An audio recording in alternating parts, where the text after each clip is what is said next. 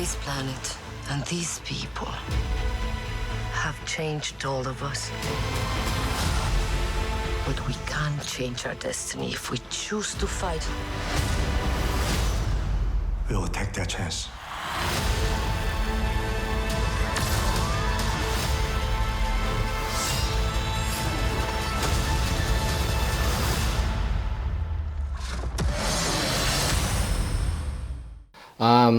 It is such an honor to meet you.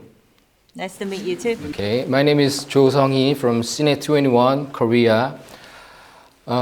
You have a hard time interviewing for a long time. As far as I know, I'm the last interviewer. So, Eternals, it's one of the best I've seen this year. It was so stunning and it was beautiful. Thank you. First question is, although the huge story of American industry changes are included, your previous film, Nomadland, focused on daily lives of main character. It was sort of a small but delicate story. So I want to ask how you felt to create a great big story like Eternals. The scale of the story is much larger and grander than before. Well, I think the fundamental spirit of like the films that I love usually talk about bigger stories, bigger themes, bigger ideas in very intimate moments. You know, even in Nomadland, even though it feels intimate, but there are moments about humans' connection with nature, about mortality, things like that. There are bigger themes, but they're told in an intimate way.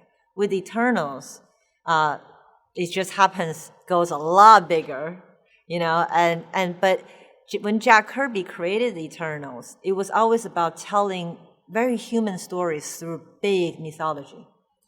And so that scale, you know, when I first pitched the film to Kevin Feige, I showed him a picture of a macro image of sand.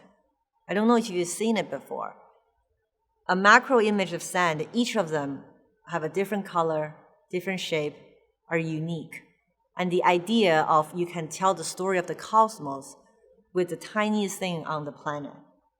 And that's how we set out to do Eternals.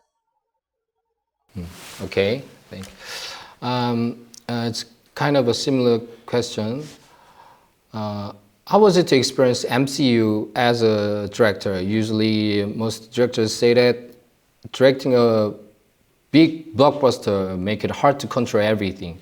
It is hard to pay attention to every detail in film. Sometimes that makes the director feel lost. I wonder how you feel directing such a big movie. You know, if people think that you're out of control, you're not out of control with a small indie film.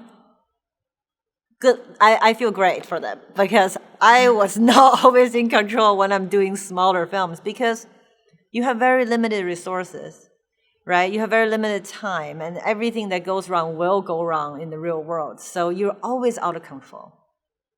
The sense of control is a myth, being a director. You know, there's just, it's such a collaborative, small and big. But your job is, at least for me, it is always trying to figure out what's the heart and what's the parameters. And I think, and then allow everyone else play within that setup. You know, I did the same thing on Nomadland. There were 3 lenses we used. That's it. If you're going to break the rule, it will have to be really for a good reason. On Eternals, the same 3 lenses. Even though we can afford hundreds of lenses, no, we're only going to use those 3. And if you're going to break rules, you have to be for a good reason. To set limitations for yourself, right? And also to communicate to the studio very, very early on how you want to make your film. And they have to be genuinely excited about how you want to do it. Because once they are, the rest is smooth sailing. You know, the rest of the time when you do have disagreement is exciting, is to make the film better. It's not arguing about the fundamental things. So I think sometimes conflicts happens because people at the beginning might not have agreed on how they want to make these movies. Eternals is a very beautiful film. On the screen, there is a godlike being in the universe. So I guess you had a kind of ambition in production design. What was the biggest goal in VFX and art direct in this film? That's a very good question. Nothing should feel accidental. And that's what I love. Some of my favorite filmmakers who does great work in world building, like Ridley Scott, Denis Villeneuve, Nolan. You can see their world is very consistent. It's very innovative, but very consistent. It isn't just whatever goes, right? So in terms of Eternals, we thought about where does it all come from? It came from the Celestials. So we had to really figure out the design of the Celestials. Because they could look very differently based on the comic book, that you could have different interpretation of that. So for us, it was the 2001 direction we were going, sci-fi direction, which is the greatest technology in the world, in the universe, will actually look more like nature, organic, mineral, So that's once we design Arishem, the Domo, the spaceship, the Eternal suit, their powers, that all steam, and the symbols, that all came from Arishem. Don Lee is a very famous Korean, very, very famous to Korean film fans. How was working with him? Was there any episode while filming with him, or what kind of conversation you had with him about the character? I love Dong. I think the whole cast will tell you we love Dong. Every time he shows up on set, I just feel so supported. He would put his hand on my shoulder and he would say, "You've got this, Chloe. You've got this." Like every day. And he's a huge star in Asia, right? And he had done so many movies, and he also produced films. So he really understood the bigger picture. He really understood what I was trying to do with this film, not just as an actor. And that was great to have that kind of partnership. And his chemistry with Angie was incredible. They both had such great respect for each other, a great respect for where each other come from as well. And then as a result, I think their dynamic is so moving. And Dong also helped us with action. He's just got the biggest heart, just like his character. And he's protective of us. It's just like his character. And he often takes us to Korean barbecue, which is the best. Which is very similar to his character being the one that cooks. He will bring us really good food to set all the time. Okay. Which of his films makes you feel like he's the right person for Gilgamesh? Well, Train to Busan is how I was first introduced to him. And what's funny? After I watched Train to Busan, there was no question. He's incredible. He has such presence and charisma, and he's funny. Some people don't know that he's funny. He's got the sense of humor. I'm from China. I understand this certain type of sense of humor. And I wanted to bring that into the MCU. And also, I Googled him. I saw videos of him talking in English about his upbringing. He was a bouncer in Ohio. And, and his life story is incredible. And I just, this is how I love to cast. Every time I'm being introduced to an actor, I usually go online and look at their interviews and look at anything I can find to get a sense who they are. So I would say, once Dong agreed with playing Gilgamesh, and looking at him as a real person informed me how to write Gilgamesh, because I rewrote every day. Every day I had new pages and stuff. So I would say Dong also inspired the creation of this character because of who he is in real life.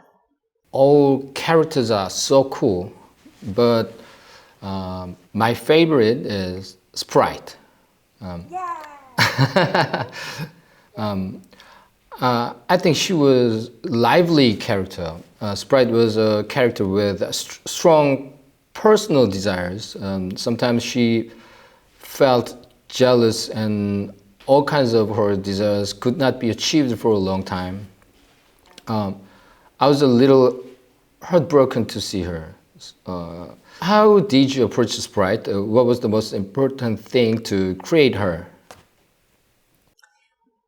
To find an actress, a young actress, who looks Sprite's age and yet has the maturity and the confidence of someone who is thousands of years old was a challenge. You know, that was what Kristen Dunst was able to do in Interview with a Vampire. You know, so for us to find Leah, it was amazing. And you will see when we call cut, Leah is the one that would check. She will literally come up to me and say, Chloe, are you doing okay? How are you feeling today? She really is a more mature person in a child's body. Also, I think the reason why I'm so happy that you feel that way about Sprite is that she's someone who, how people perceive who she is not who she truly is. But she has no way to express that. And I think a lot of us can relate to that. It doesn't always have happy endings. Sometimes we have to live with this perception of what other people think we are for our entire lives and not be able to express ourselves. And so I think as a result, that character is deeply relatable in many ways. This question is what I was wondering about you. When you create a character in a movie, how do you usually do it? Do you specifically instruct the actor what you envisioned, or do you give actors a lot of freedom to act and create characters with actors? Of course, the situation will be different for each movie you make. Which method do you prefer? Well, lately I've been thinking what I prefer is what I know. Doesn't mean I can't learn and grow, you know? But what I know is that what I'm used to is cast right. Casting the right person, for me, is 65-70% job. I spend a lot of my energy on action, visual effects, world building, story, not so much with my actors. I spend time with them, but I rely on them to come to set and show me who they think the character is. I will give them the edges of the sandbox, you know, because the character has to work for the film. But within that, I mean, many of them had major contribution into their costume design, into how their character interact with each other. They come up with jokes, they come up with lines that I didn't write. And my job is just to tweak, and we don't rehearse. In the future, I don't rehearse, you know, and there might be one or two at the very beginning read-throughs and things that I see them interacting with each other, but rehearsing the script, we probably done it once in Eternals. They show up on the day, and we would run through things while the camera is set up. In the future, if I had more time, I would like to try to rehearse, but it's not something that I've done before. So, after watching Eternals, a big question came to my mind. How we do if great big beings are plotting behind the humans? God think in different dimensions and they pursue cosmos order.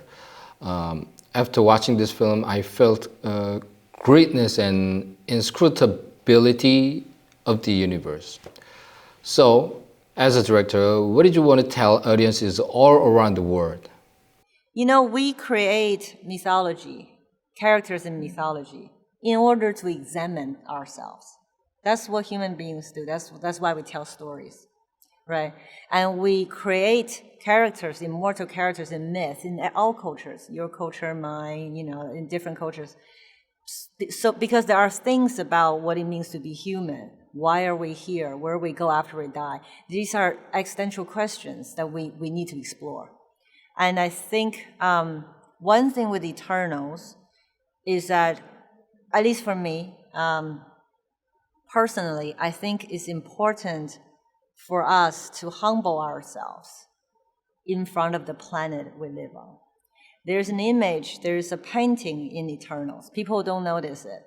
But when Druig and Thena are standing next to each other on a domo, they're talking in front of a painting. And that painting is called A Monk and the Sea.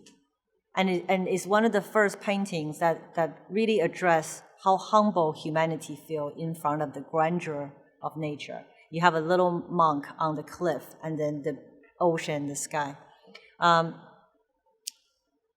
When we try to become gods ourselves by continuing to advance, and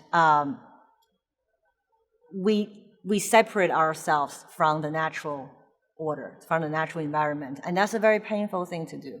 And I think as we progress, it's important for us to remember where we come from, to remember how beautiful and giving this planet is for us, for thousands, millions of years. And to respect her more. It is the last question. Are you planning to continue directing the next Eternal story? I was encouraged to really make a standalone movie. Leave everything on the table, make as good of a movie as possible with this one. And when a film is done, it's no longer mine. Right now, the film is more yours than mine. And it needs to grow with the audience. And we will see what shape or form it takes, and that will inform us moving forward. Okay.